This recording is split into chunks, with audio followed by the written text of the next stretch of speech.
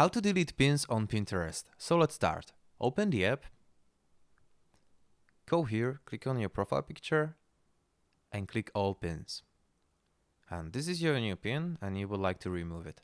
So hold it and go here and click on this edit. Okay, if you go all the way down, there's an option for deleting your pin. So click on delete this pin. You won't be able to get it back. Okay, we understand. So click delete and that's it. This is how can you do it, guys. It's pretty easy. So I'm gonna show you with this one.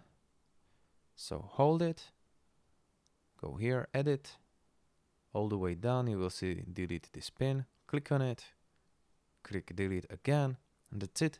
This is how can you delete your pins on Pinterest mobile app.